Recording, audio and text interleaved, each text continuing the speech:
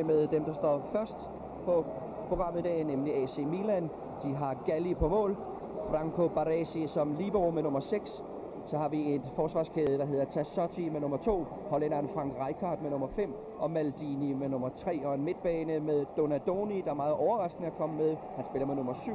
Det er Colombo med nummer 4, Ivani med nummer 10 og Ancelotti med nummer 8. Og endelig angrebskæden Virtis med nummer 11 og hollænderen Van Basten med nummer 9. Inters hold, som her står klar til at give bolden op, er Senga på mål med nummer 1, Verdelli som libero med nummer 6, Bergomi og Ferri som de to markeringsspillere med henholdsvis nummer 2 og nummer 5. Så er det en solid midtbane med Bianchi som nummer 7, Mattioli nummer 4, Baresi, storebroren med nummer 3, Berti med nummer 8, Fana med nummer 9, også en af overraskelserne i dagens holdopstilling, og vesttyskeren Lothar Matthäus med nummer 10, og så endelig Serena helt i front med nummer 11. Og det er Christian Holmstrøm, det er først og fremmest midtbanen, solid midtbane, Inter satser på. En solid midtbane og et meget stærkt forsvar. Inter er det hold, der har scoret færrest mål mod, og det skal blive spændende at se, hvordan kampen udvikler sig i dag. Det er det prestigefyldte opgør, hvor der er ingen tvivl om, at Milan vil arbejde fremad, og Inter vil prøve at forsvare sig og så slå kontra. Ja, Milan skal frem på banen. De er 5 point efter Inter, som fører den italienske liga, som vi netop så det på stilleskiltet. Her kampens første frispark, begået af Inters Serena her med nummer 11. Og det var mod netop en af de spillere, som vi lige fik set interviewet inden opgøret. Paolo Maldini, 20-årig Paolo Maldini. Men som sagt, Milan altså 5 point efter Inter i tabellen. Og et nederlag i dag, ja, det vil betyde nok et afgørende farvel til mesterskabet. Det, der også er interessant i dag, er jo, at det er faktisk to forskellige spillestile, der mødes i dag. I Italien er man jo de senere år begyndt at spille en mere offensiv form for fodbold, som vi har set i disse tv-kampe. Men Inters træner Trapattoni, der jo var 10 år i Juventus, er stadigvæk tilhænger af den gammelkendte italienske spillestil med meget hård mandsopdækning, hvorimod Milan, som jo har været under indflydelse af Nisse Lidholm og nu har succestræneren Sacchi ved roret, mere er tilhænger af den hollandske kontinentale spillestil, hvor man satser fremad i alle rækker og spiller zone bagud. Det skal blive spændende at se, hvordan de to spillestile kommer til at stå over for hinanden i dag. Men altså frisparket her til Milan, og det er Milan, der bevarer bolden her. Det er Inter Fana, som vi måske kan huske, spillede i Verona sammen med Preben Melkjær for 3 år siden. Her den milanesiske anfører Baresi tilbage til målmanden Galli.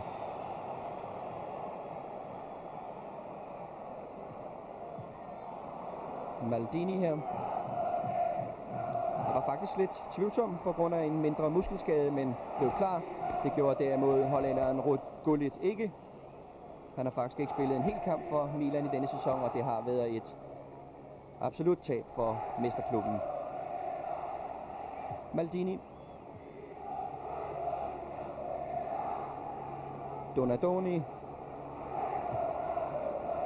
Donadoni, der blev testet her før kampen og meget overraskende kom med. Han har været væk siden Milan spillede Europacup-kamp i Beograd mod Røde Stjerne, og der pådrog han sig et kæbebindsbrud og har været væk lige siden, men er altså nu tilbage på Milans hold. Her med nummer 10 Lothar Matthäus, med nummer 4 Mattioli.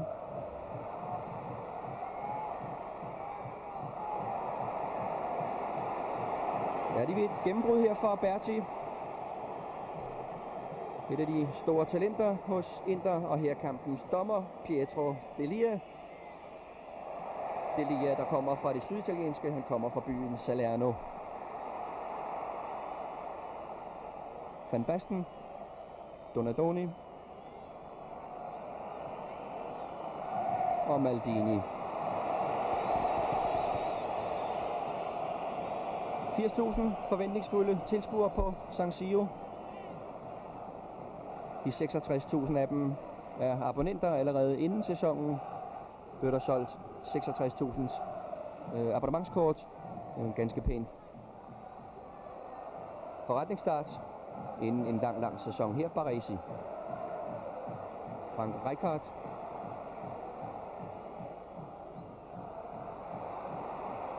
Og Rijkaard igen. Og kampens første hjørnespark, fremtvunget af Angelo Colombo med nummer 4 på ryggen. Og det er Evani, der trækker ud for at sparke. Med sig har han også Donadoni.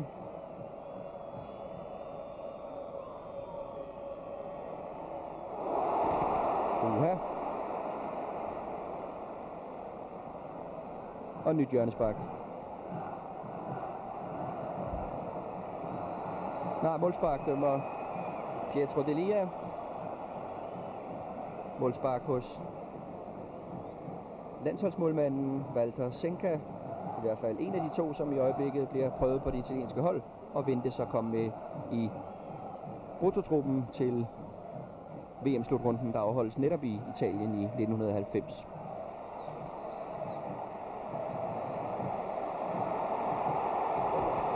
Frispark til Fana, og det udløser kampens første advarsel til Colombo. Angelo Colombo. Lad os se, hvad der sker her.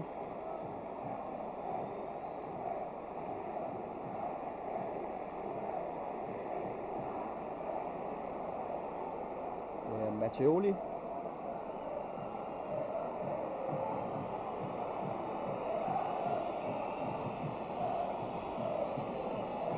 Den kommer lidt klodset, den tackling her fra Colombo.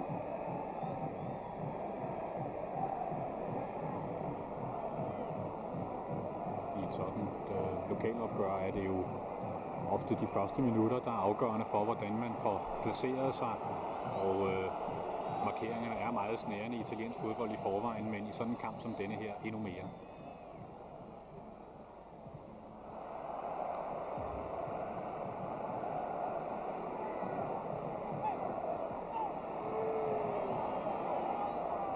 En kast til Milan.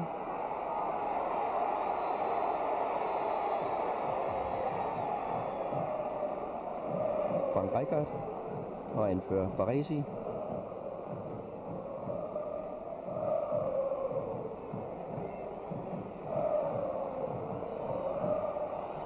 Men nok en af Europas førende på libero-posten, Franco Baresi. Maldini. Altså ikke, det var Ancelotti. Rijkaard.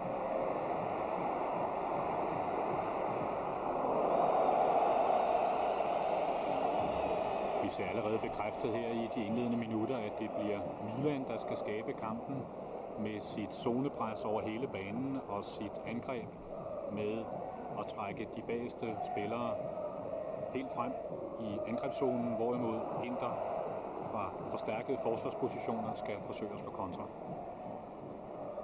Men det er et svært forsvar at lukke op. Inters, som nævnt, kun 3 mål er der scoret mod dem i 720 spilleminutter i A-ligaen. Til gengæld tog det blot Bayern München 7 minutter at score 3 mål i UEFA Cup-kampen i onsdags, hvor de sendte Inter ud med en sejr på 3-1 her på San Siro. Det er et chok for træner Trapattoni og for Inter, der havde vundet den første kamp med 2-0 i München.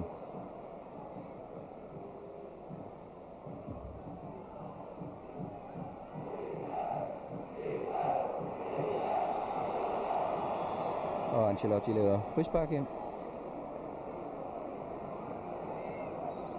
Og igen var det Matteoli, det gik ud over.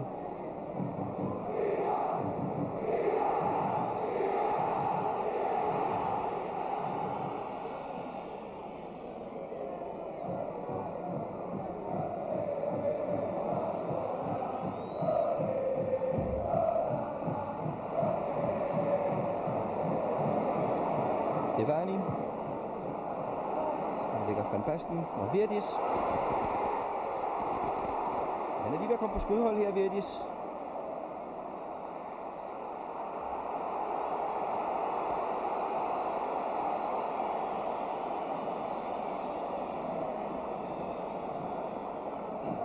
Pietro Paolo Virdis, der har spillet mere end 300 kampe i den italienske A-liga. 31 år.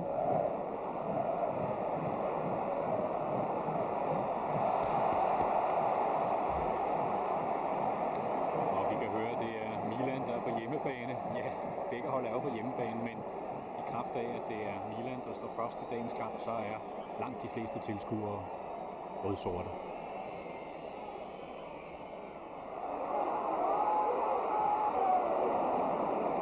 Trængsel i Milans forsvar.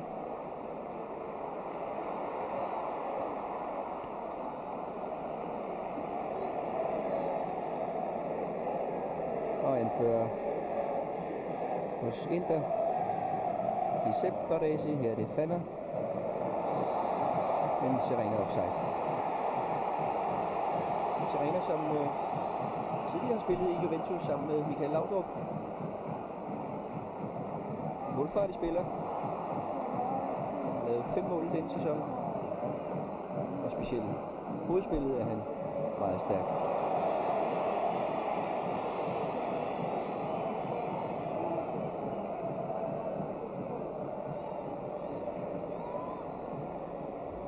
Og libero Verdelli. Verdelli, der er med i stedet for Mandolini.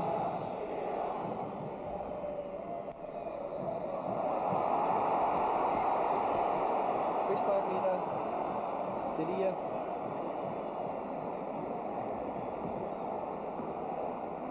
Eller Serena og Rijkaard.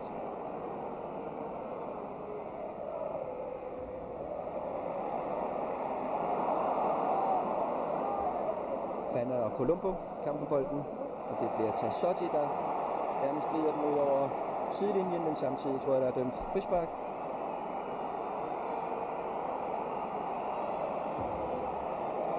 Vi ser her Fana, som er lidt overraskende kom med i startopstillingen på bekostning af Diaz, hvilket også tyder på, at Inter skal have samlet lidt sammen efter et lidt overraskende nederlag i onsdags.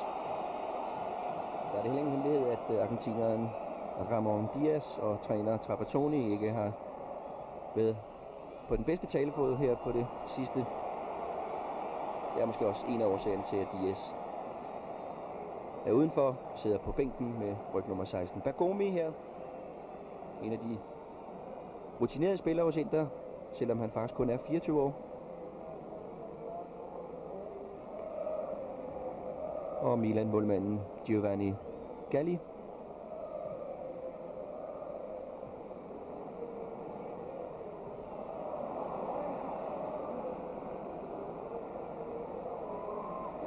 Rijkaard.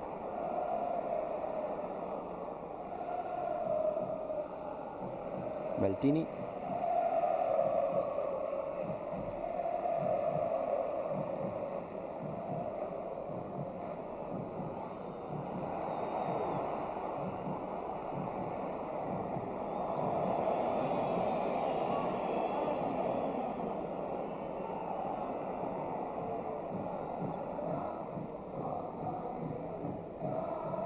Matthäus.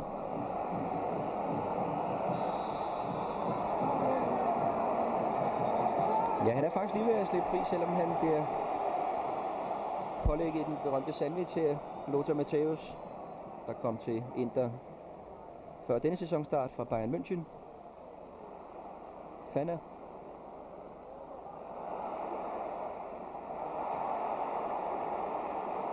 Ikke noget, siger dommer Delia.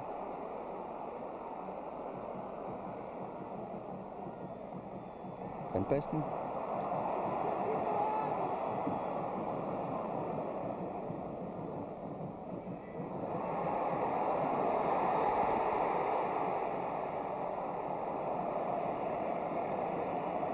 Smart spil ellers her, Van Basten. Men også godt Inter-forsvarsspil.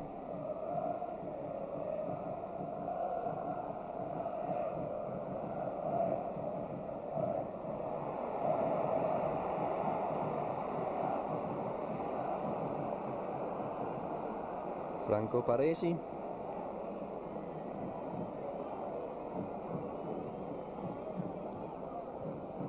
Maldini.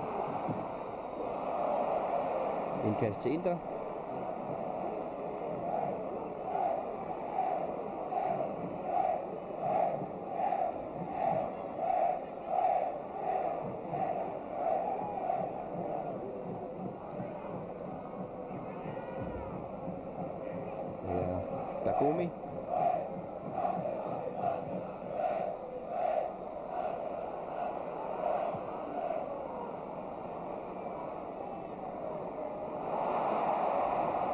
Tassotti og Colombo.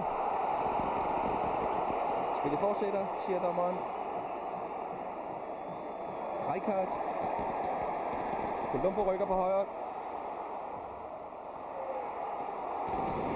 Donadoni. Ja, flot. Milan-angreb. Hård, effektiv afslutning af Donadoni. Måske lidt for meget lige på målet, lad os se igen. Donadoni i fri position her. Ja, han rammer næsten bolden for godt. Kan vi sige, havde ramt en lille smule mere urent, en lille smule på skinnebenet, en lille smule på ydersiden af foden, så havde der været mål. Men han rammer meget ofte bolden rigtig godt, Donadoni. Tidligere spillet i Atalanta, blandt andet var med til at vinde over Danmark ved EM-slutrunden i Vesttyskland i juni måned. Her har vi ham igen. Ivani, frispark. Og så vi kan se det første kvarter rundet, og advarsel nummer 2 faldet. Denne gang en Inter-spiller, og jeg tror det var anfører Baresi, der får advarslen. Giuseppe Baresi. Og her står med bolden. Ja, han har faktisk hele sit liv været Milan-fan, men det blev altså Inter, der blev hans arbejdsplads, og har været det de sidste 11 år. Modsat lillebror Franco Baresi, der har været Inter-fan, men de sidste 10 sæsoner har spillet for Milan, og blandt andet var med til at vinde mesterskabet i sæsonen 1978-79. Frispark til Milan. Donadoni med nummer 7 her.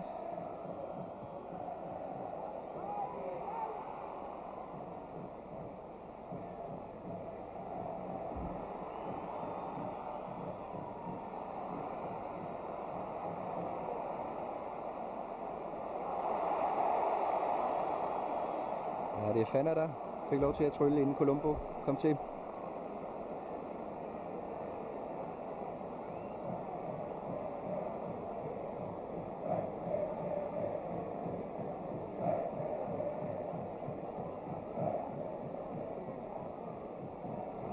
Lothar Matthäus. Og vi ser den respekt, som Inter har for Milan. Det gælder for Inter om at få sænket tempoet en lille smule og få lokket Milans spillere lidt frem på banen. I særdeleshed, hvis bagspillerne Baresi og Rijkaard går med frem, ja, så er der mulighed for disse hurtige kontraangreb med Serena liggende helt op på toppen og lurer på chancerne, næsten på grænsen til offside. Og her ikke offside.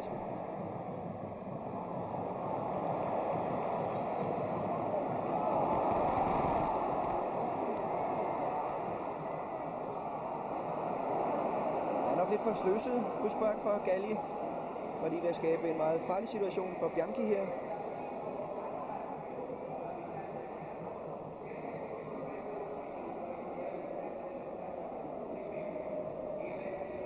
Og så bygges det hele op igen fra Baresi.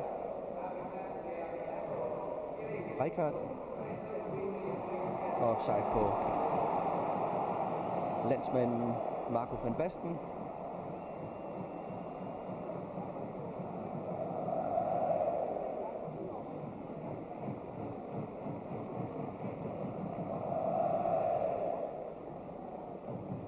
Markeringsspilleren færdig. Og tilbage til Valder Senga.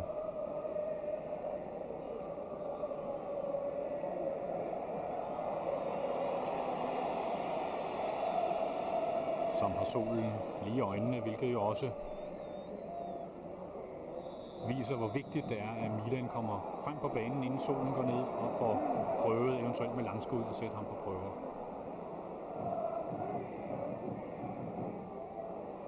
Fanna, Bergomi.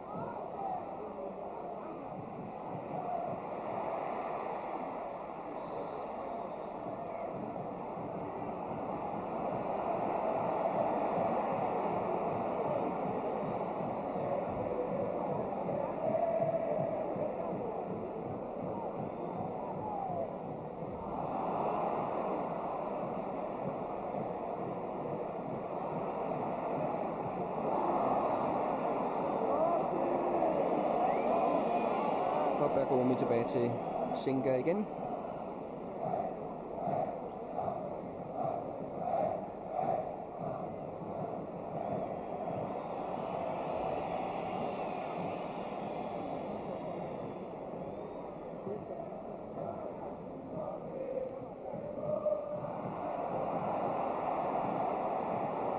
Mattioli. Serena på kanten af offside, men der er fløjtet.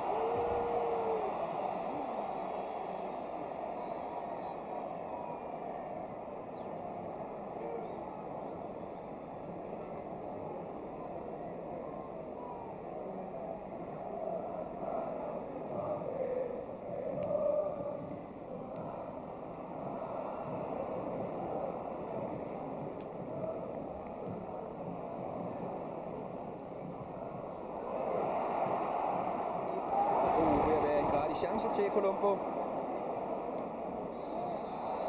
men i stedet laver han frispark her mod Færdig.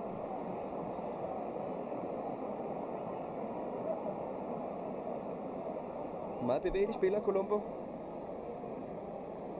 Det er jo sådan, at de italienske hold, både med deres nummerering af spillerne og i de opgavefordelinger, de har på banen, egentlig er meget traditionelle, men samtidig også indbyrdes fleksible, som vi kan se på de to hold spillefacon i dag. Men den defensive midtbanespiller er motoren på holdet. Som Baresi hos Inter og Colombo hos Milan, ja, det er de, der dækker af bagude, men samtidig hele tiden sætter kraft på midtbanen.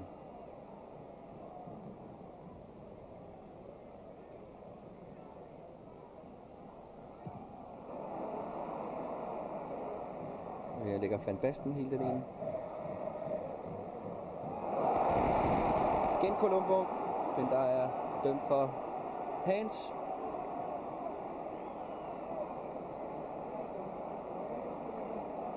Nej, der er dømt indkast. Synes han var lige lovlig højt op med sine strakte arm, Interspilleren.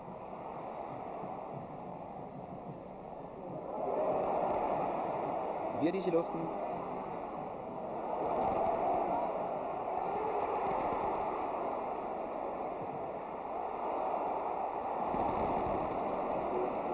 Og det er svært for målmanden at se, så det gælder om at få skudt hver eneste gang chancen viser sig.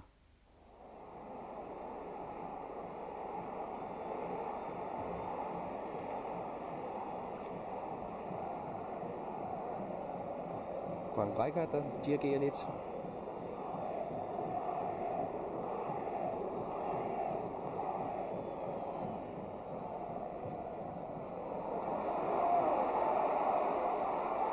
Van Basten ved at slippe igennem, men har lavet frispark på Færdig.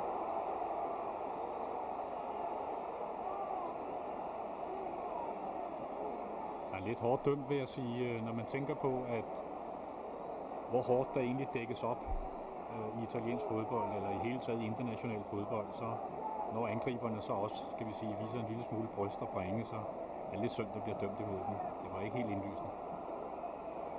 Men i hvert fald frispark her til Bergomi. Og tilbage til Senga.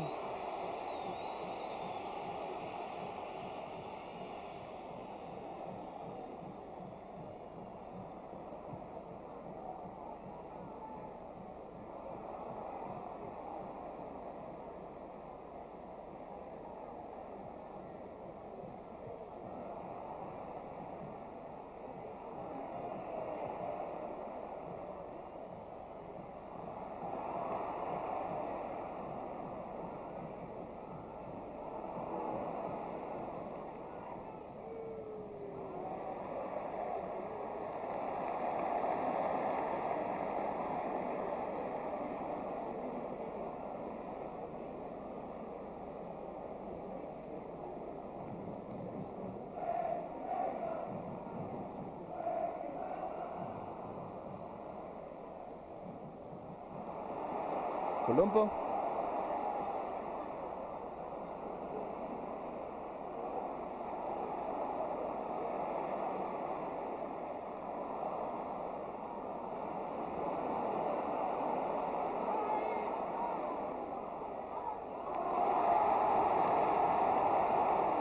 Godt forsvarsspil her af Baresi.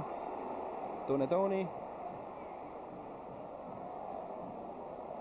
Igen Baresi.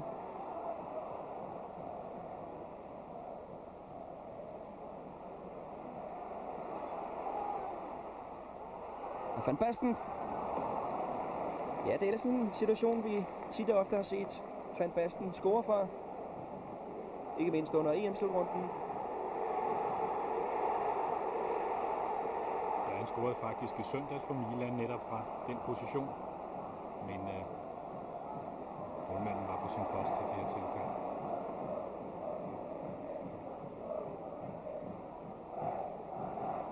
Bianchi, nummer 7.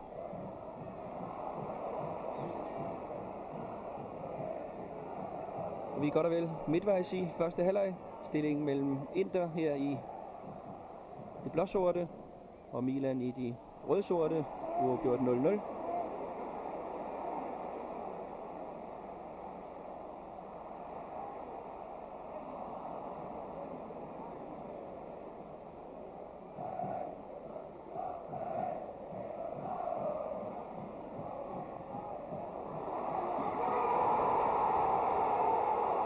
Et forrygende mål af den hovedstødstærke Serena. Perfekt aflevering fra Bergomi, der var gået med frem i højre siden. Og godt dirigeret af Serena. Helt uden for Gallis rækkevidde. Og dermed topholdet Inter altså foran med 1-0. Målscorer her Aldo Serena. Vi ser det her igen. Vi ser her, hvor giftige Inter er, når de bryder modstanderens opspil og lynhurtigt slår kontra med et meget simpelt, men meget effektivt angrebsspil. Man kan godt undre sig lidt over, at Inter er blevet kritiseret så meget i denne her sæson. Trapattoni er blevet beskyldt for at spille lidt kedelig fodbold, men man spiller nu engang med de våben, som man har, og ud fra denne forstærkede defensiv og en tæt besat midtbane, der er man altså livsfarlig, hvis man taber bolden, hvis modstanderen taber bolden i egen forsvarszone. Serenas 6. sæsonmål.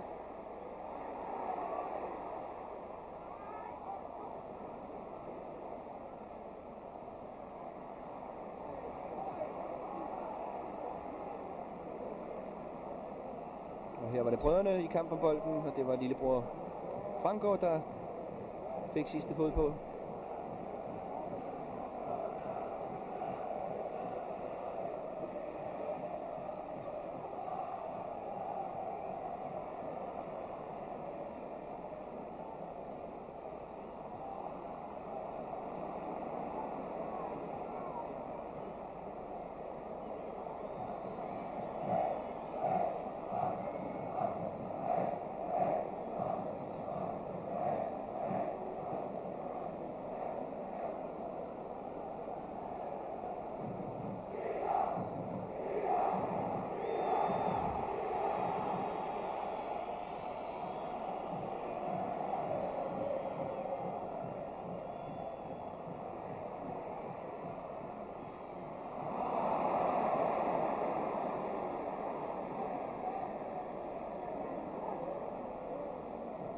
Ja, der må vi ikke håbe, at målet betyder, at Inter graver sig ned. Her er chancen til Van Basten. Men færdig for takle ham lige i skudøjeblikket. Og jeg tror, Inter fortsætter med at spille kampen ud, sådan som man er startet. Det er nu engang deres spillestil, som de har haft forrygende succes med i denne her sæson. Og et lokalopgør Inter-Milan er aldrig afgjort, før kampen er fløjtet af. Der er mange eksempler fra de foregående mange år, hvor de har mødtes, hvor kampene er blevet afgjort i det 90. 20. minut. Så der vil være fuld fart på, kan jeg næsten love allerede nu. Ja, som sagt, det er 204 lokalopgør mellem de to klubber. 78 sejre til Milan, 70 til Inter og 55 gange er det en uafgjort. Men det er meget sjældent, det ender 0-0, og heldigvis heller ikke i dag. Nej, tværtimod kan man sige, at overraskende nok, også i de perioder, hvor der ikke blev scoret så mange mål i italiensk fodbold, der bød dette lokalopgør meget ofte på mange scoringer. Der er eksempler på 5-4 kampe og 3-3 kampe og også meget store sejre, henholdsvis til det ene og til det andet hold. Så der kan ske meget endnu, men det er klart, det er vigtigt for Milan at få rytme i spillet og få sat Inter under pres, og samtidig og sikre banen. Matthäus.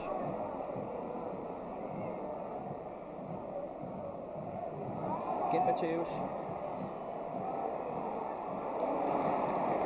Godt målmandsspil af Galli. Den er svær, den. En svær aflevering fra Matthäus. Den skruer væk fra målet. Matthäus, som må undvære sin landsmand Andreas Brehme, der blev skadet i UEFA Cup-kampen mod Bayern München i onsdags, og næppe kommer med mere end 1988.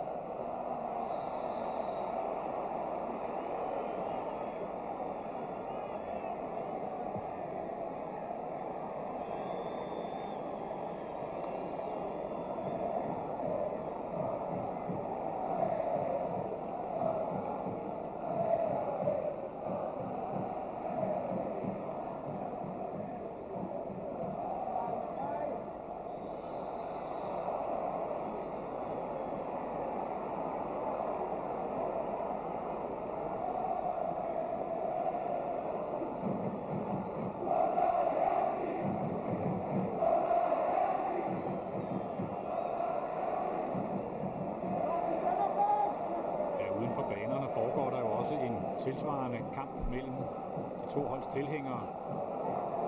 På San Siro stadion er der tradition for storslåede optog, ikke optøjer, men optog på tilskuerpladserne med kæmpe store banner og slogans, hvor de to holds tilhængere prøver at overgå hinanden. Og det er så lige så vigtigt en kamp at vinde, som det er for de to hold spillere på banen.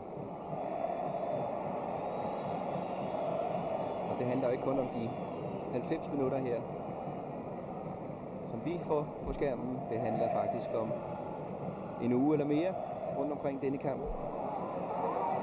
Lothar Matthäus.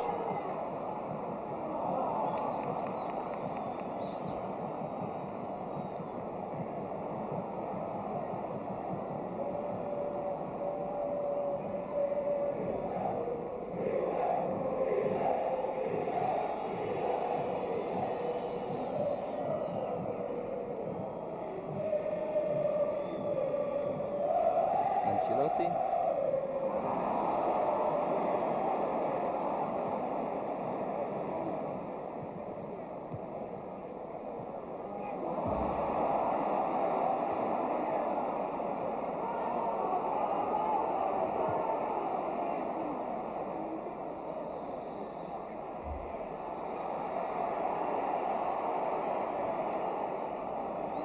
Ja, Mattioli, vi så Læk her, ville egentlig godt have haft frisparket derovre. I stedet blev det til et Milan frispark. Vi ser situationen her, og Baresi kommer ned og får taklet.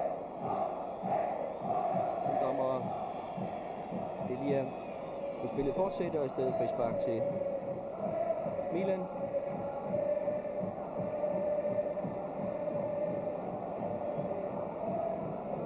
Og stadig her Mattioli liggende.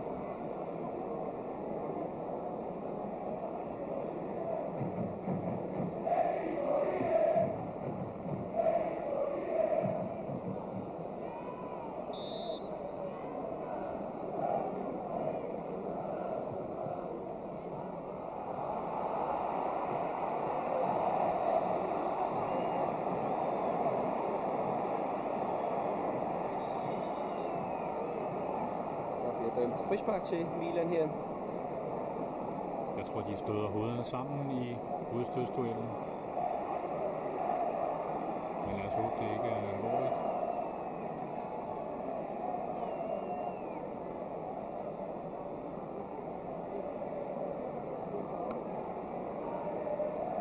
Det er Baresi, der går op sammen med Evani.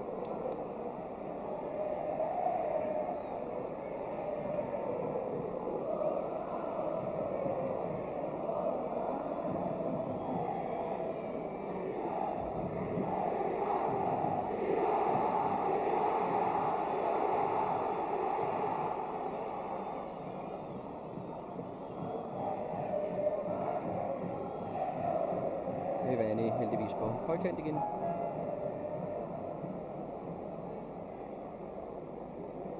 Og altså frispark til Milan.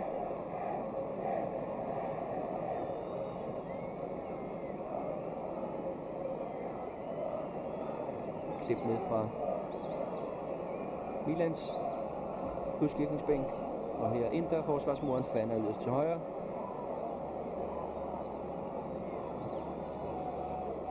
Både Ancelotti og Virdis står ved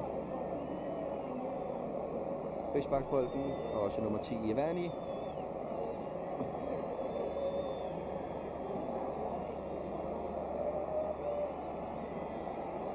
Og Milan placerer 2 spillere i det område, hvor målmanden gerne skulle kunne se bolden for at forstyrre hans udsyn. Og Virdis. Ja, forbi muren, men Walter Senga stod, hvor han skulle.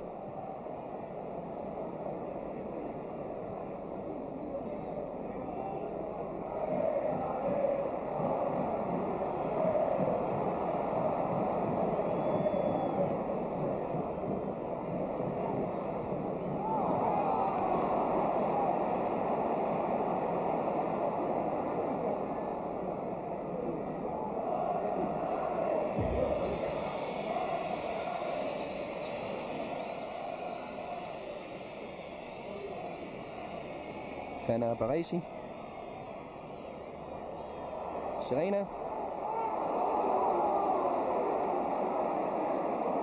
Ja, det er faktisk ved at spille Matthäus fri på den hovedstødsaflevering.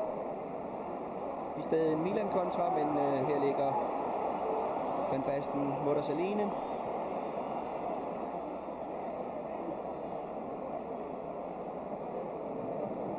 Men igen fik vi set, hvor farlig Serena er i luften.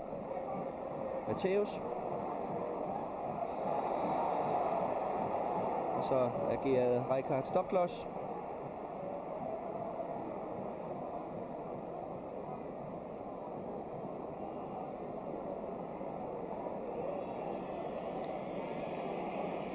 Der var mange, der før sæsonen var lidt usikre på, hvordan de to Bayern München-spillere skulle klare sig i italiensk fodbold, men man må sige, at de har fået en meget, meget flot start på sæsonen.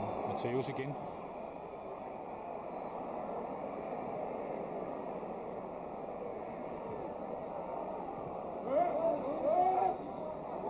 Og frispark til Milan. Ja, der skete lidt af en koldbøtte med Inter før denne sæson.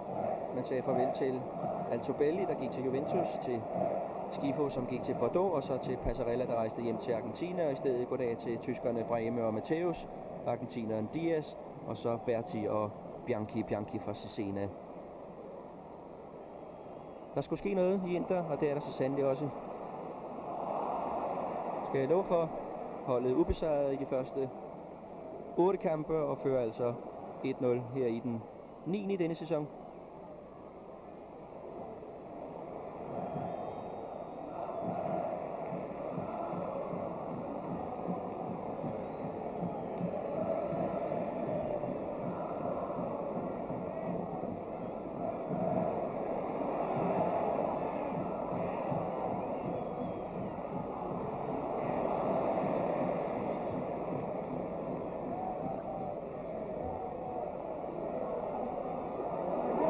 Virdis. Et bragende skud her fra Donadoni.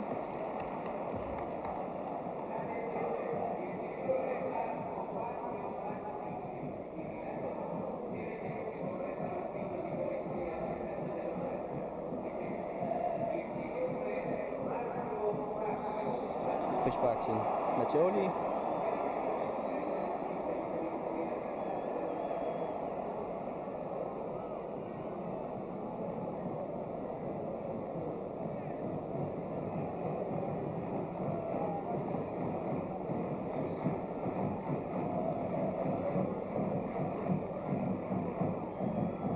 Fana Rijkaard.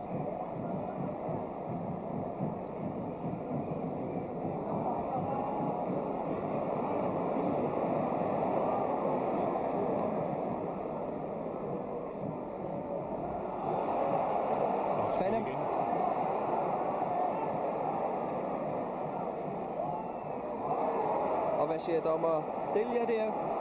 Ingenting.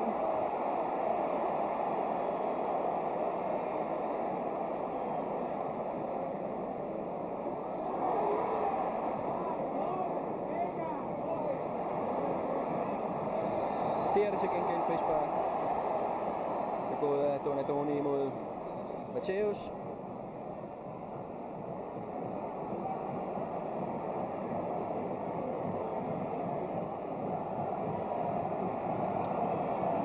Milan har svært ved at få organiseret sit spil på midtbanen, fordi de konstant er i undertal.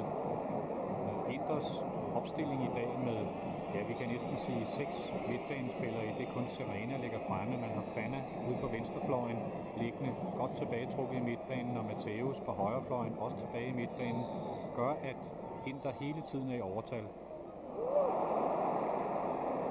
Nu arbejder Serena igen her på venstrefløjen helt oppe. Og så må Milan trække sine folk frem for bagerste række, og det åbner altså op for de farlige kontrastød. Man savner bestemt Gyllit i dag til at fylde på midtbanen. Matthäus. Men Maldini får ligneragtigt blokeret, og hjørnespark til Inter. Og det er vanen tro Fana, der trækker over i højre siden for sparket.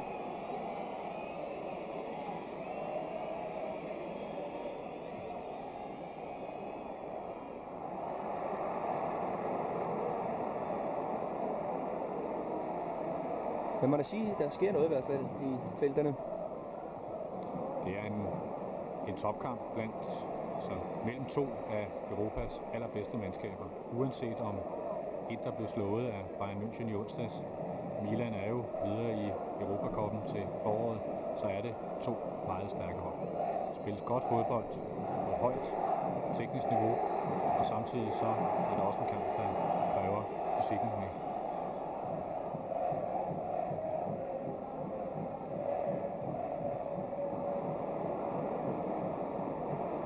Colombo.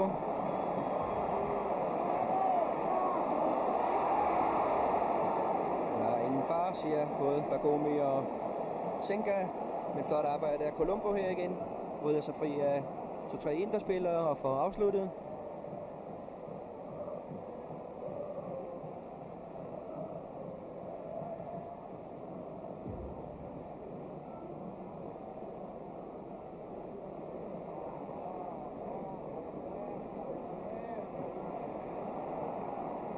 Vi har dem igen, Colombo.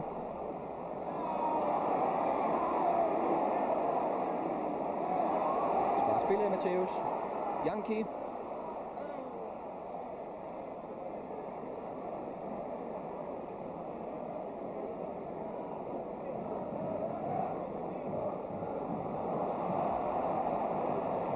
Se hvor svært Milan har ved at komme igennem Inters store midtbanezone.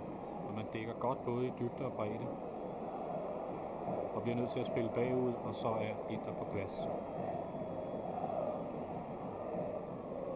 Som skrevet står. Kører på de sidste 2 minutter her. Uha. Stor chance til Van Basten lige pludselig. Ja, der var heldig med Inter-forsvaret. Her ser vi så løsningen på det problem. En lang bold frem til de udstødstærke forwards. Både Van Basten og Virdis er jo meget stærke i hovedspillet. Og kan man altid sige, at dem, der ikke er på banen, er altid uundværlige. Men havde man haft Gullit også, så kunne han jo have hjulpet godt til os. Jeg tror også, de krydser fingre for, han snart er med igen. Det er helt sikkert.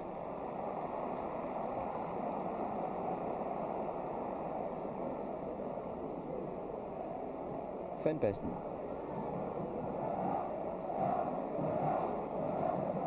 Baresi.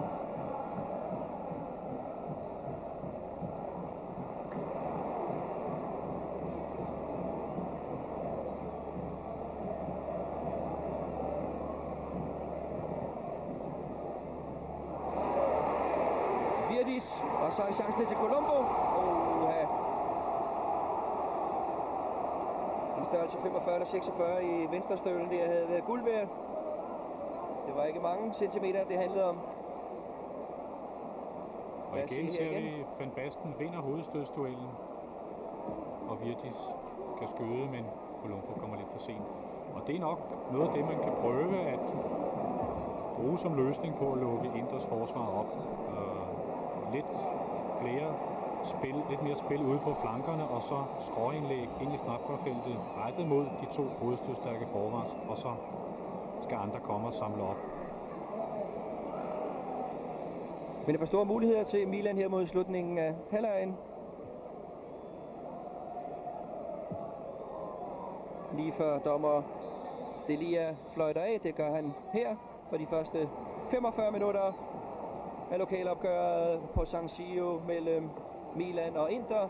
Føring til Inter i de sort-blå trøjer, og til de sidste 45 minutter af lokalopgøret mellem Milan og Inter. Og det er Sacchi her, ja, han har haft noget at sludre med spillerne om i pausen. Hvis Milan løber ind i et nyt nederlag, ja, så er de hele 7 point efter Inter, og mesterskabschancen må sige sig være spildt.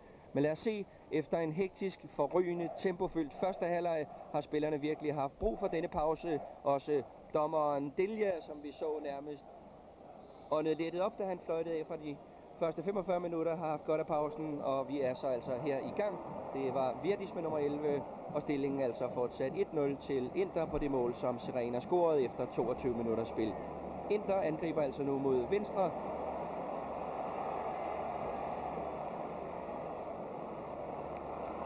Og Frank Rijkaard tilbage til målmanden Galli. Men Holmstrøm, hvad skal vi gætte på, at Sacchi har sagt til sine spillere i pausen? Jeg tror først og fremmest, han ønsker sig lidt mere gennembrudskraft. Først og fremmest må Milan prøve at skabe lidt flere overtalssituationer. Man har forsøgt, som vi ser her, med lange bolde frem til Van Basten og til Virtis. Og hvis man skal lukke Inters massive forsvar, massive midtbane op, ja, så er det vigtigt, at man får skabt overtalssituationer.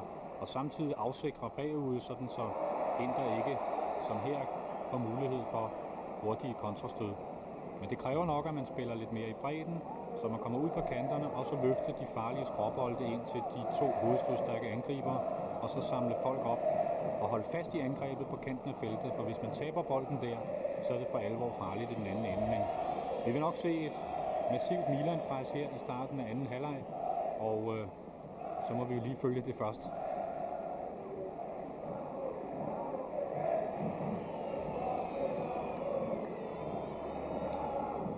Walter Senga, som altså kun har lavet 3 mål passere i denne sæson i A-ligaen.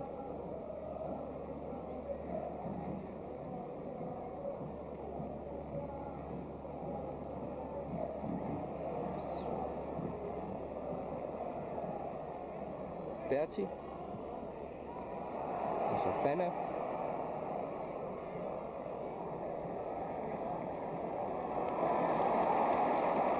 Elegant rundet her af Frank Rijkaard.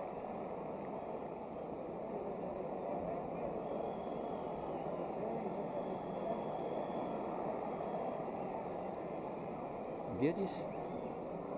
Ancelotti.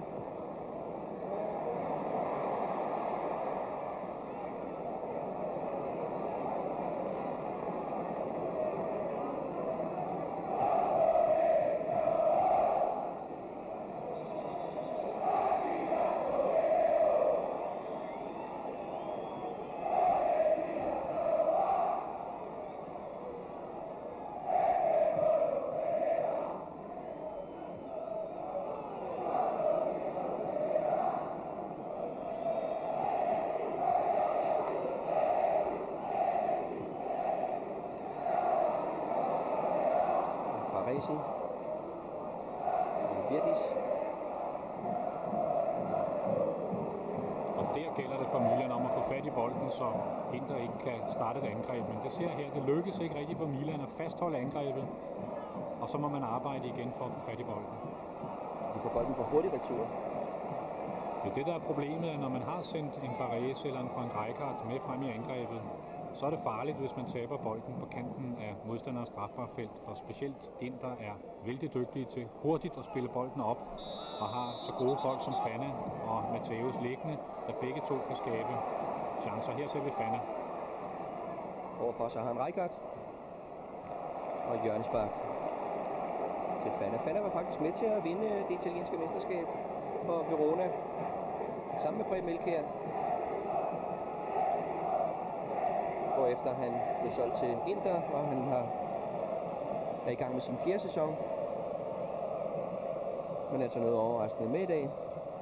Jeg synes, han har gjort det ganske glimrende, været meget bevægelig. Her er det så Milan, Donadoni, Virdis. Og indkast til Inter. Man ser meget tit i den kamp, at 2-3 Inter-spillere er omkring Milans boldholder. Giver dem ikke ro et øjeblik.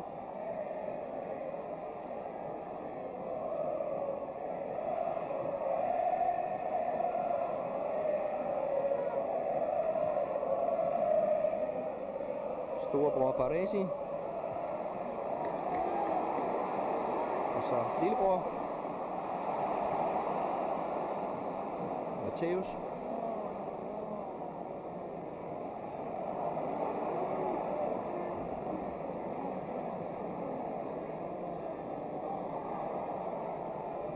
Og Frank Rijkaard tilbage til Galli.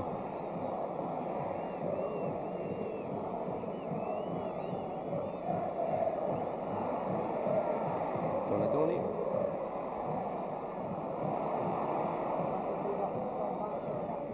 Van Basten.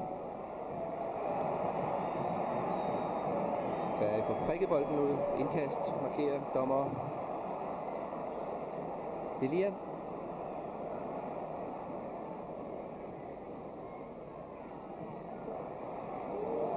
Virdis.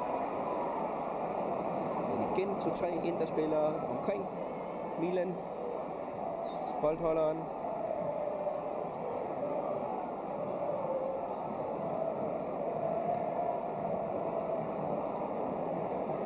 Samtidig fik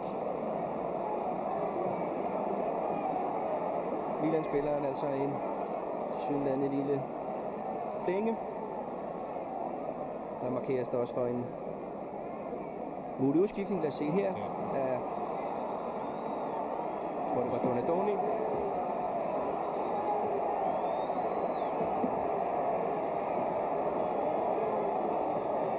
Og manager Saki har gjort klar til en udskiftning. Kampens første udskiftning. Og det er ikke særlig rart for Milan her, når man lige fra starten af halvlejen prøver at sætte modstanderen under pres.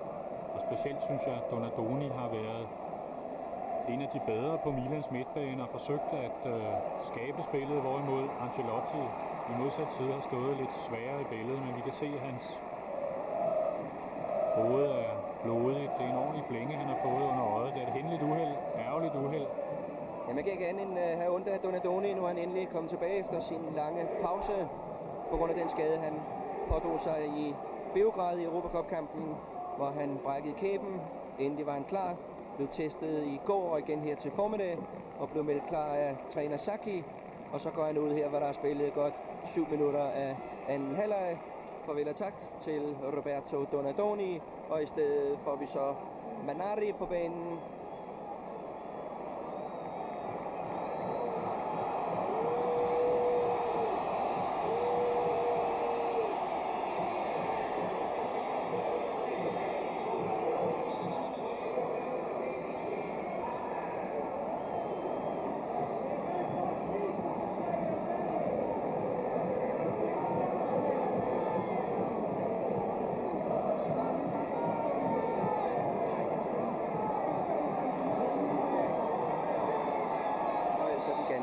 Manari ind med nummer 16 i stedet for Donadoni.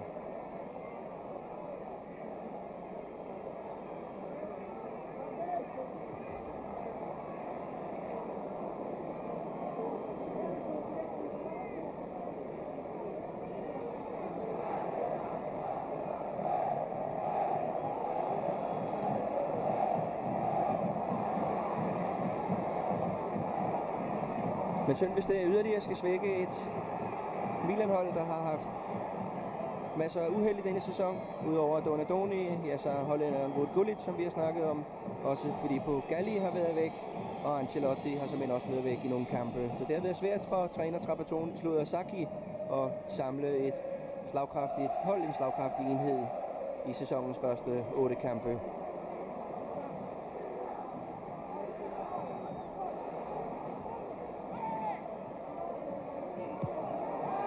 Fik slaget her, Fana, frem til Berti. Serena.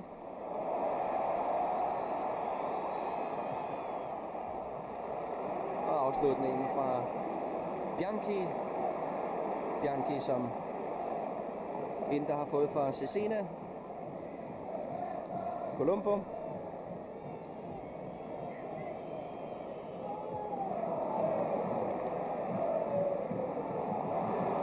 Og Fana igen. Og igen ser vi, at Inters opspil er lidt for langsomt.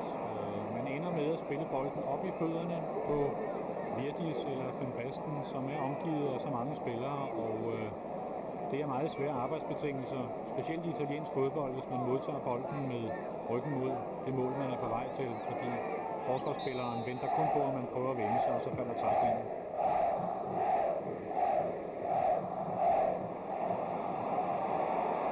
Første 10 minutter af anden halvleg er gået. Fortsat 1-0 til Inter. Og så koger det på San Siro.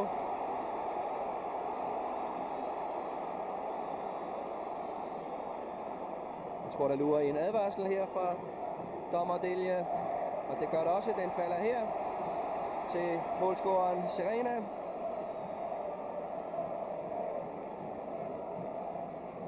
Jeg har på fornemmelsen, han må have sagt et eller andet til dommeren.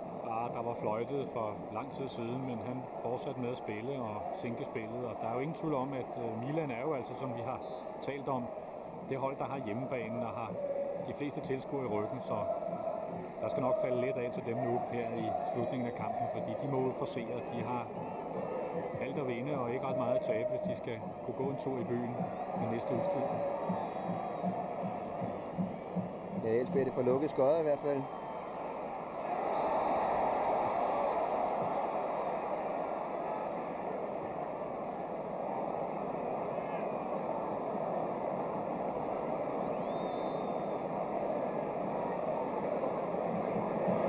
Ja, det er Van Basten, der laver frisparket. Tessa er færdig. Gomi.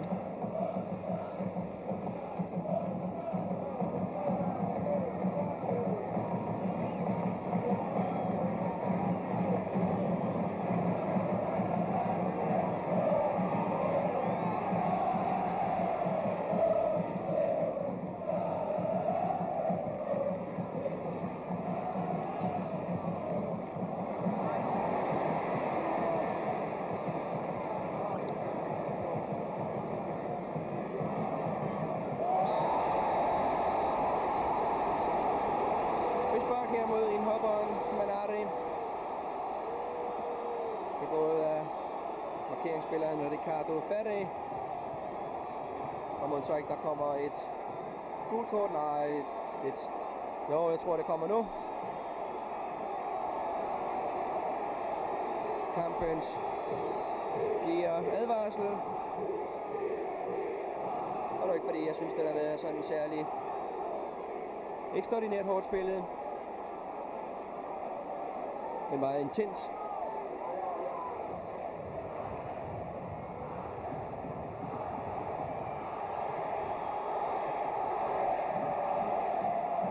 Det er Tassotti, der skal sparke frisparket.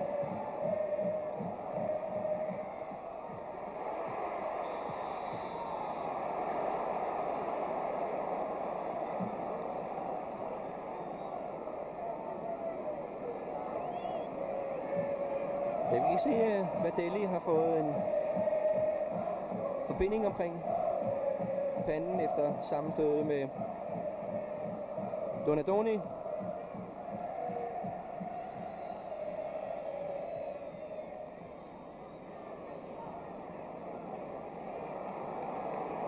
Evani.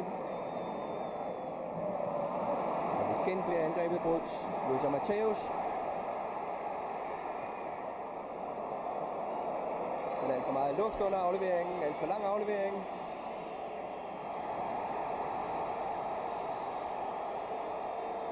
Og det er Matteus position og Fannas position, som Milan egentlig godt kunne lære lidt af.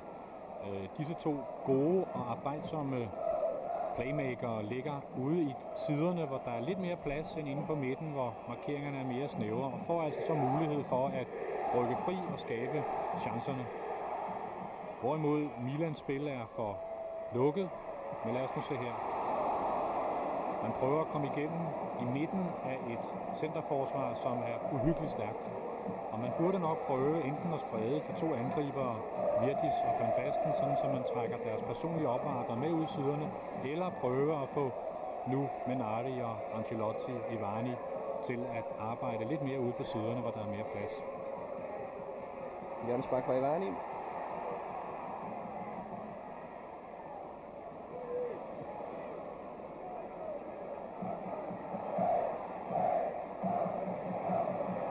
Maldini.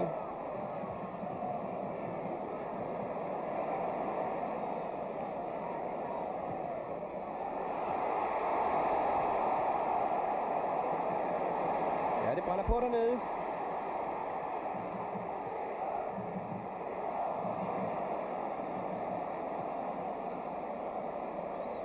Og der mangler ligesom det sidste mum ind i feltet. Ja, skråafleveringerne ind i feltet, som vi har talt om tidligere, er et udmærket våben mod Inter, men de skal falde lidt tættere på strafbarfeltet, lidt længere oppe på banen, for at det kan blive rigtig farligt inden foran mål. Van Basten. Så det. Der for eksempel.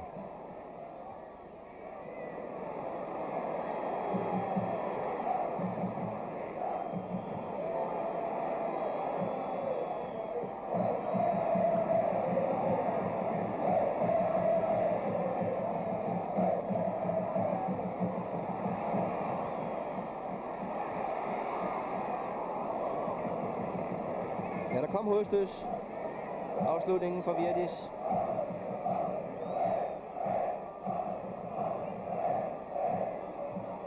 Men stadig altså Inter foran.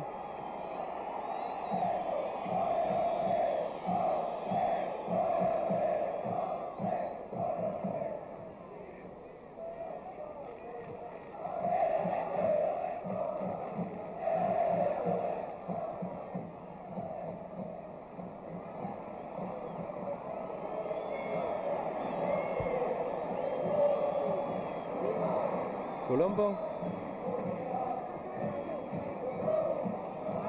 Indkast til Tassotti. Virdis. Ancelotti.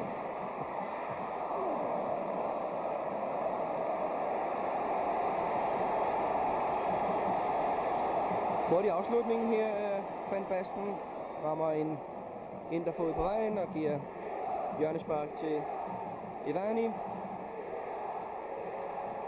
Og Frank Rijkaard med helt fremme på første stolpe.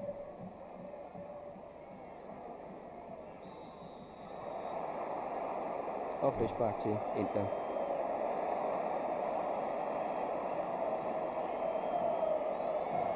Det er Bianchi, der ligger og tager sig til knæet.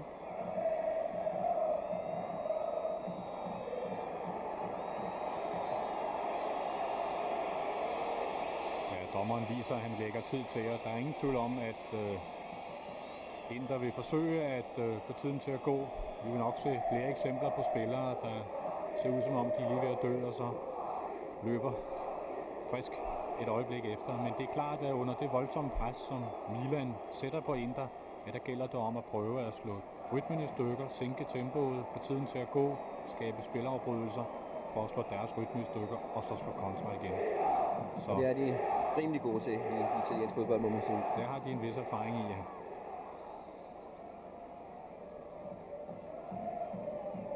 Men det skal ikke ødelægge det foreløbige helhedsindtryk af en flot teams fodbold. I et utroligt tempo.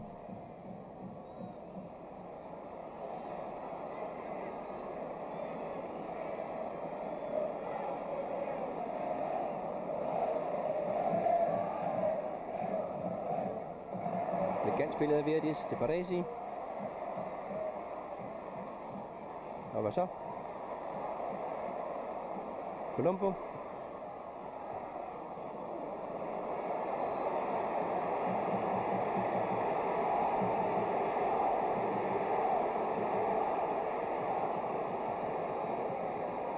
Men det virker ret massivt nu, Milan-presset, og det er også nødvendigt.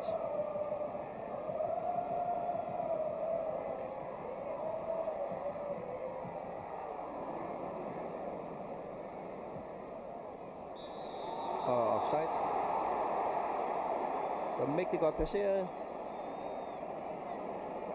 Delia.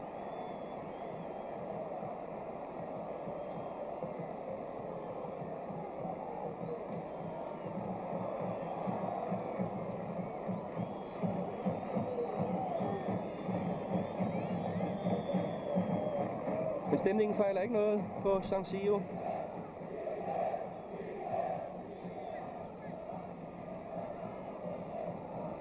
Mange af de godt 80.000 tilskuere har betalt 110.000 lire hver for en billet. Og det svarer til lidt mere end 500 danske kroner. I alt er entréindtægten på et sted mellem 11 og 12 millioner kroner.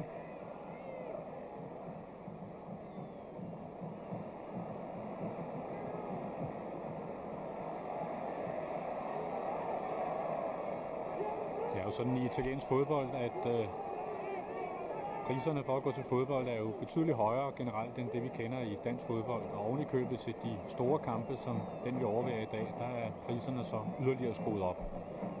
Så der kan godt bruges nogle udlønninger på det.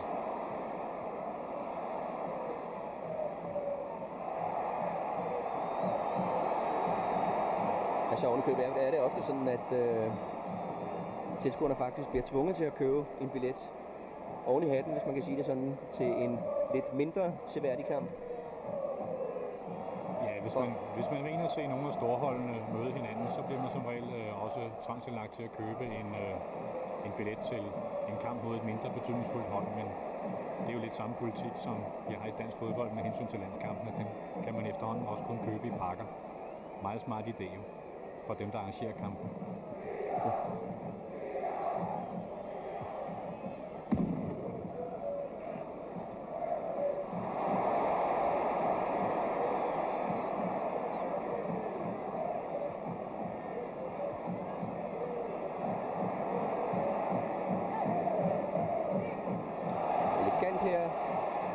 Berti, Matthäus,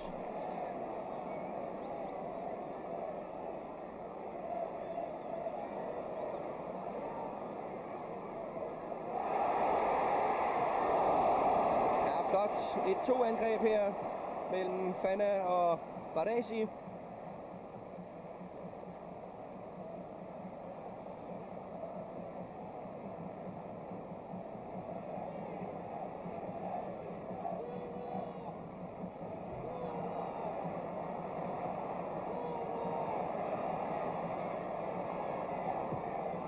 Nyt forsøg for Fana.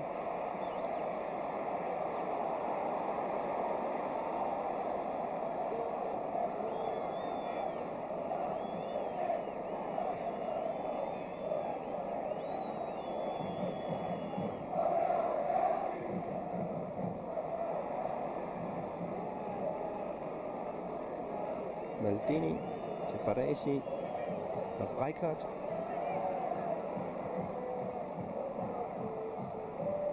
Pasten. Det vil være frispark der. Ingenting, siger dommeren. I stedet en kontra fra Inter. Fana.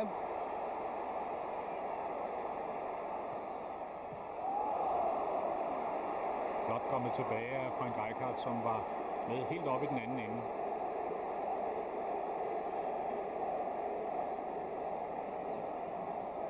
Ja, Frank Rijkaard er de glade for i Milan.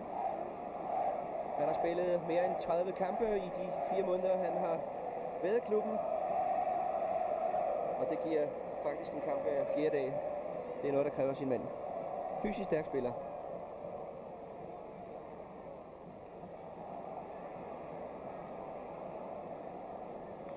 Oven i købet trækkes der jo i øjeblikket næsten urimelige veksler på både ham og på Baresi, som bagfra skal gå med op og støtte den lidt tynde midtbane, Milan har i øjeblikket. Så ser vi Inter.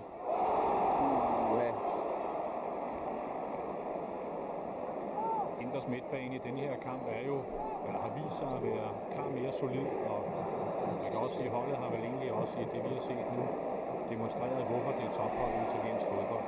Utrolig homogent hold, godt besat på alle pladser og meget solidt både i forsvar og på midtbanen. Og her var det en af de virkelig arbejdsstærke spillere med nummer 4, Colombo, der forlod banen, og i stedet kommer Musi ind. Musi, som også er en af Milans unge talenter, 25 år. Musi altså ind med nummer 14.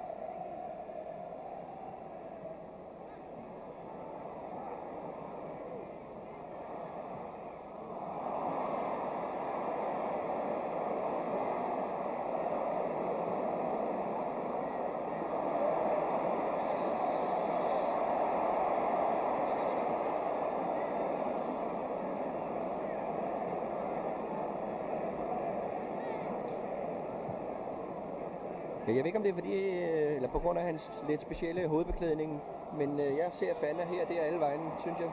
Han er en utrolig arbejdskraft. Han var det i Verona, hvor han var motoren på Veronas hold, da de blev mestre. Og i det hele taget en spiller med en stor aktionsradius og samtidig pragtfysik, som tillader ham at arbejde overalt på banen. Frispark på Berti.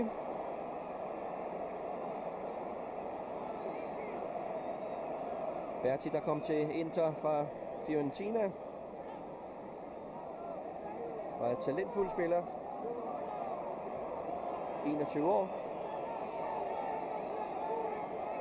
Og rygterne fortæller, at han faktisk kostede det samme som de to vesttyskere, Andreas Brehme og Lothar Matthäus til sammen.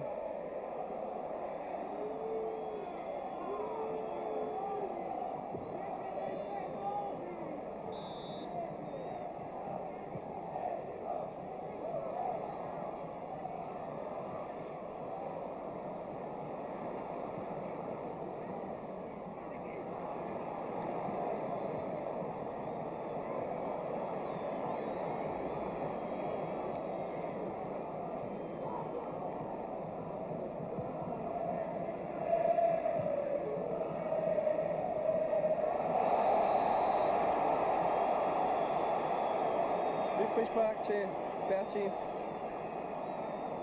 Egentlig ret imponerende at se, at Inter fortsætter i et opskruet tempo, fortsætter med den ensrettede vej ned mod Milans mål. Her var de midt i anden halvleg fører med 1-0.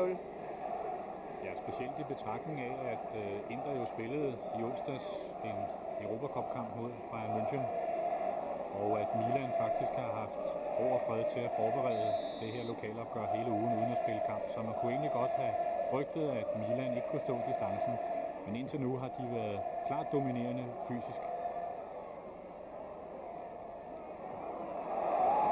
Fæks detalje, også lidt heldig. Fana her. Skal vi lige have bolden med. Og det får vi i hvert fald i form af et hjørnespark. Men en sejr her til Inter vil også være en stor opmuntring for træner Trapattoni. Trapattoni, der selv i sine unge dage spillede for Milan og var med til at vinde både de italienske mesterskaber og Europacup-turneringen. Og som i 10 år trænede Juventus, vandt 6 mesterskaber, Europacuppen for mesterhold, Europacuppen for pokalvinder, og som end også UEFA-cuppen og verdensmesterskabet for klubhold.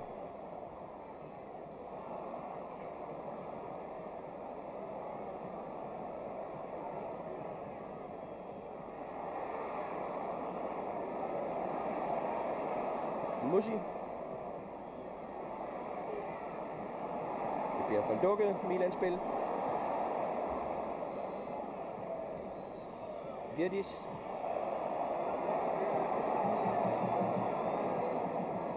Så har vi ham igen. Fana. Godt skift.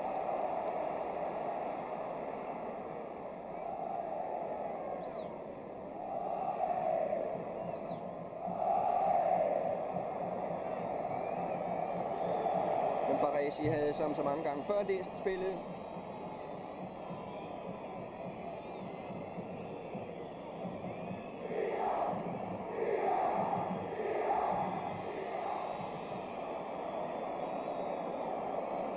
Frispark til Ivani. Overtages af Ancelotti. Ancelotti, der har siddet udenfor et par kampe på grund af karantæne efter for mange gule kort.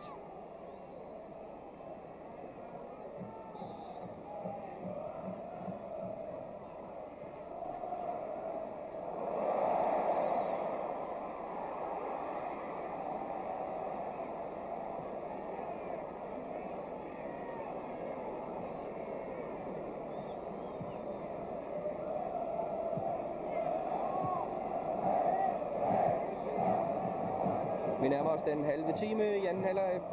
Stillingen fortsat 1-0 til Inter.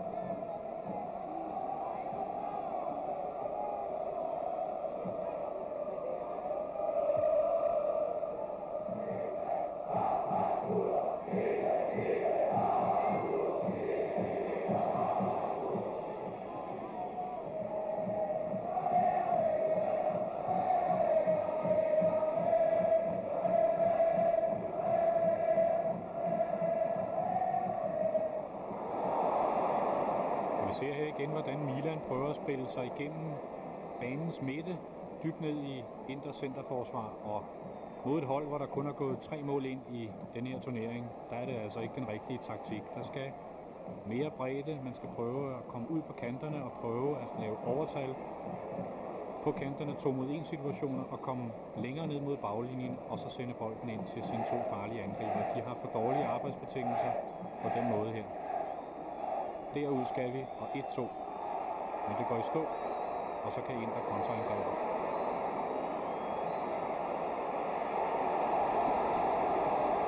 Og må ikke, det udløser en advarsel, det her frispark mod Berti.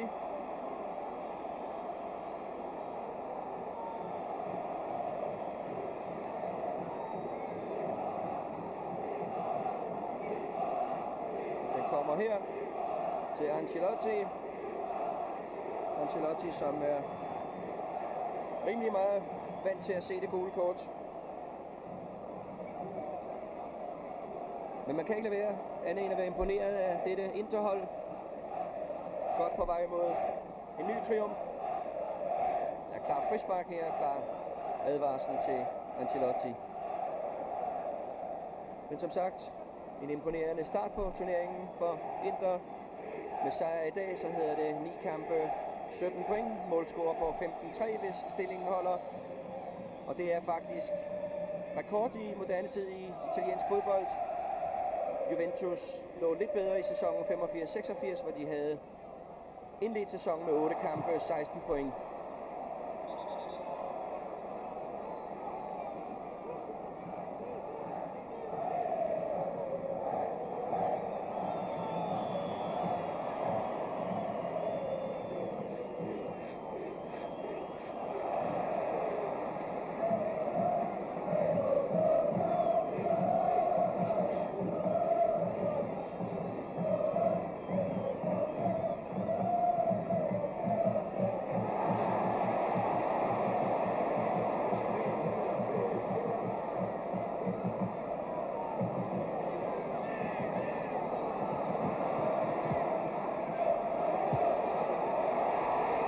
Til Interspillerne.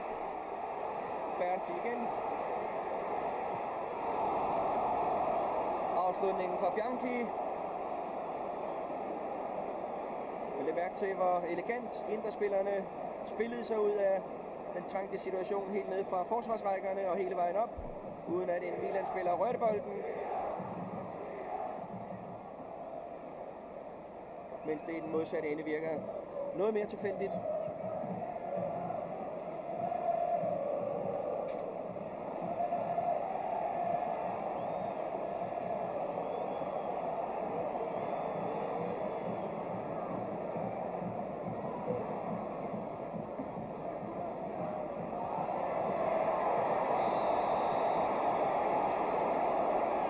Frisparket.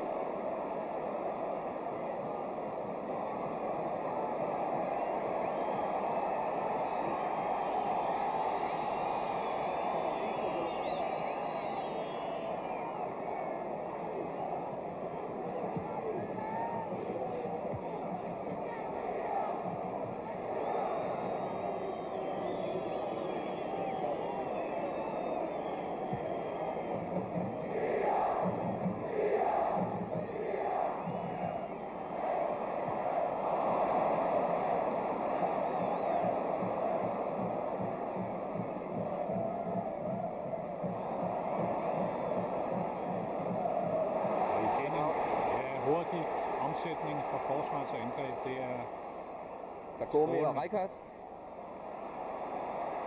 Det er jo det, det gælder om i moderne fodbold, enten man kan lide den ene eller den anden spillestil. Om man angriber højt op på banen, eller man som Milan laver et tæt filter af forsvar fra midtbane og helt ned i eget strafsparkszone, så gælder det om ved bolderobring at omsætte sin bolderobring til hurtigt angrebsspil, så man kan nå at skabe målchancen, inden modstanderne kommer på plads.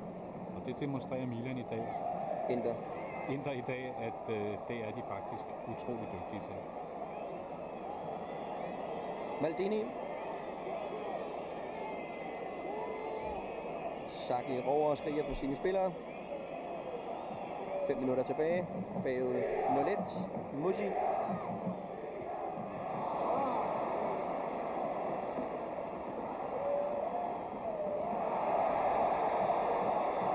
Frispark til Musi.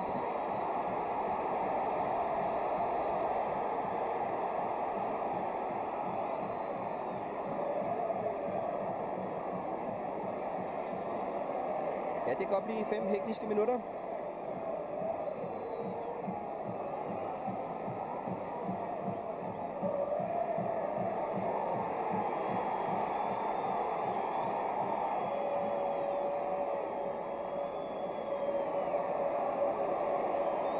Stort set samtlige spillere inde i Inters straffesparksfelt.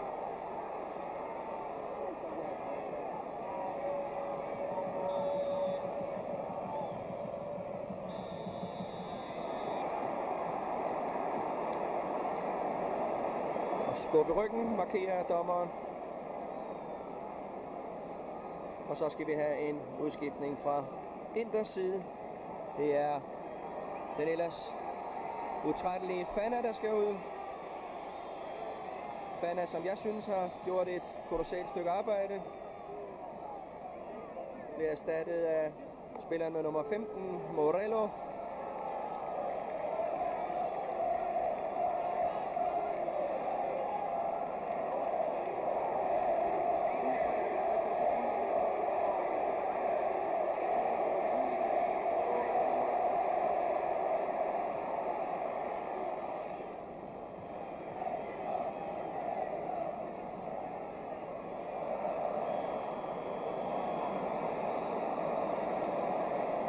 Ja, der bliver givet taget.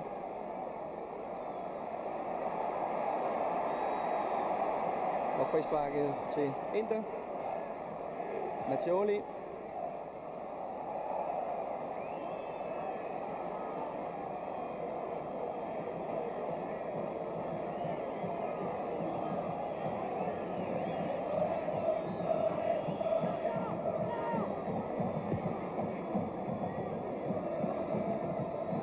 Van Basten. Han har det svært, Van Basten. Hvor har vi Virdis? Ham har vi der. Men også Valder Senga.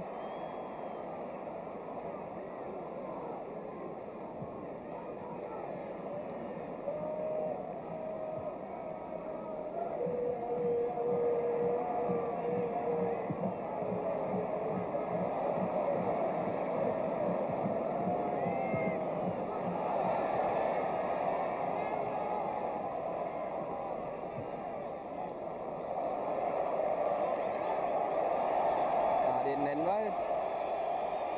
Det er faktisk indhopperen Morello, der får indkastet, og det sætter en af målscoreren, der han overlader bolden nu til Berti. Så går der også lidt tid med det.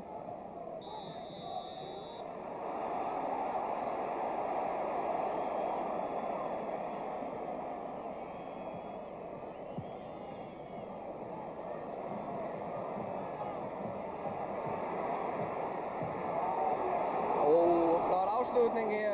Elegant lavet. Evani. Han løfter først bolden over Matthäus, og så et godt venstrebens flugtskud. Men lige over Inters mål.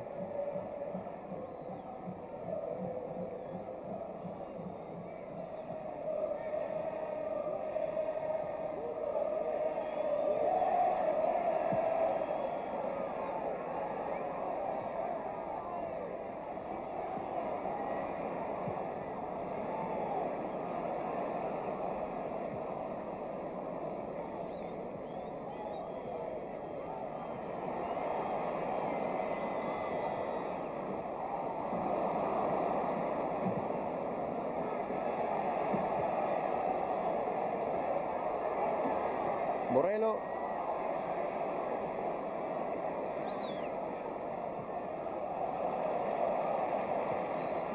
Fem minutter tilbage. Mazzoli, men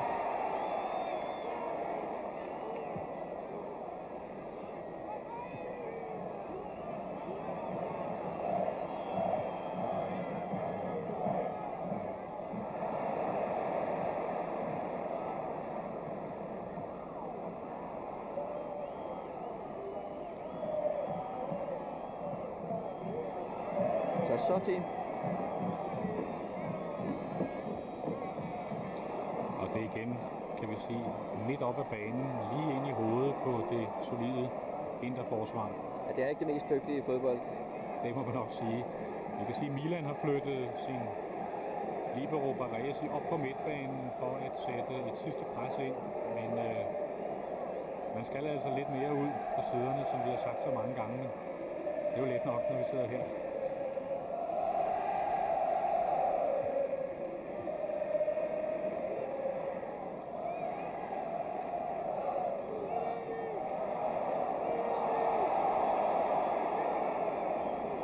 Bolden har været ude over sidelinjen.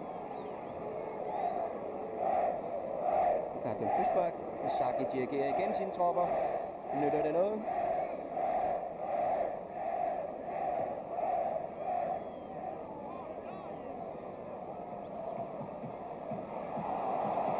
Ja, det er nogle svære bolde, de får fremme. Virdis og Van Basten.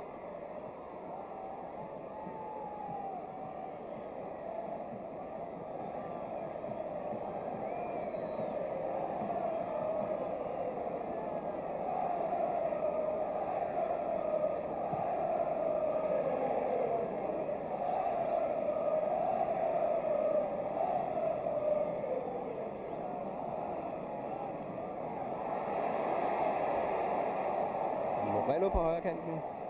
Hov, skal de have bolden med? Den snupper Milan i stedet for Frank Rijkaard. Spillet.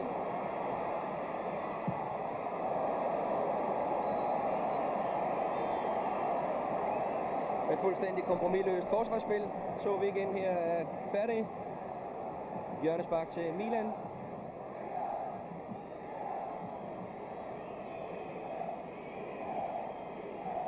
Evani. Det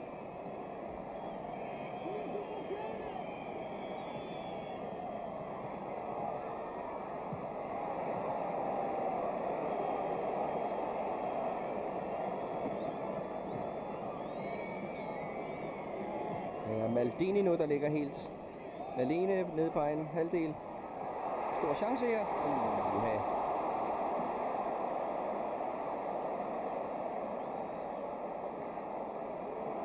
Baresi.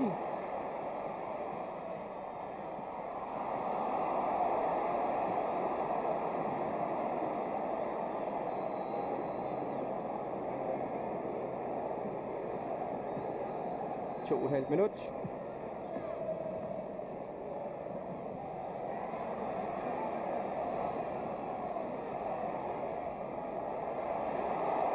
Morello.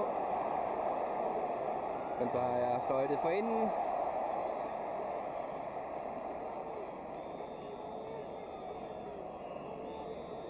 Fløjtet for offside.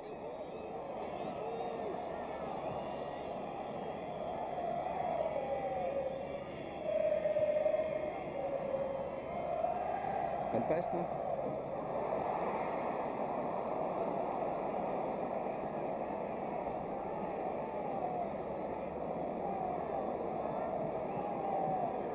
Men meget tyder på, at Inter stille og roligt nu kører sejren hjem. Inter, der i næste spillerunde, næste søndag, skal møde Juventus med Michael Laudrup her på San Siro.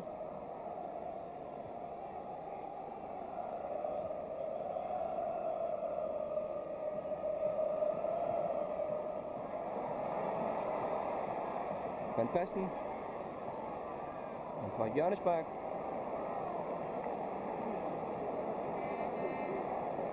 Formentlig Milans sidste mulighed.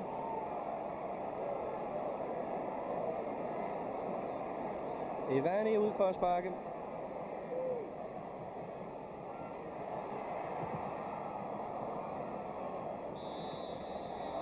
Og her lyder så slutsignalet fra dommer Pietro Delia. Sejr til, nej, den er ikke fløjt af. Han fløjter for offside. Ja, det lød som om et for interspillerne befriende slutsignal, men vi skal lige have de sidste sekunder med. Vi er gået 20 sekunder over tiden.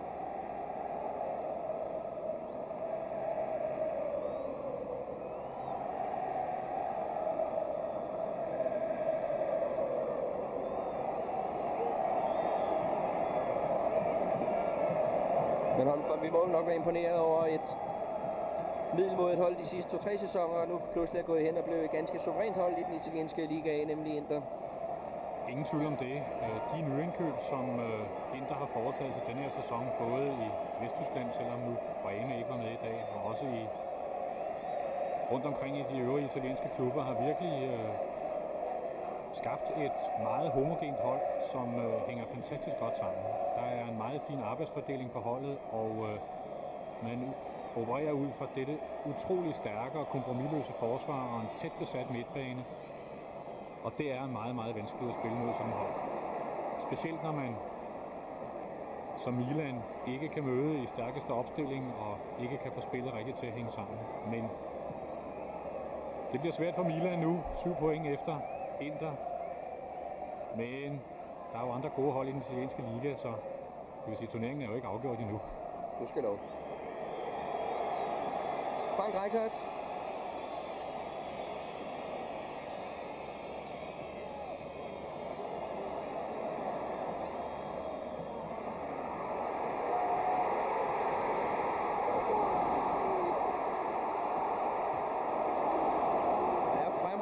Gjort her af Musi fra Milan, men også en strålende refleksredning fra Senga. Og her tror jeg fløjte lød, det gjorde det. Det var altså for sidste gang i denne kamp, at den lille ært i den sorte fløjte fik lov at trille. Lokal derby er forbi her på San Siro.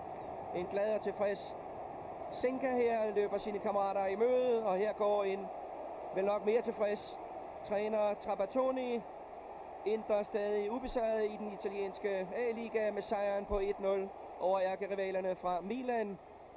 80.000 tilskuere på San Siro og masser af mennesker rundt omkring i gaderne vil snakke fodbold de kommende dage. Ingen tvivl om det.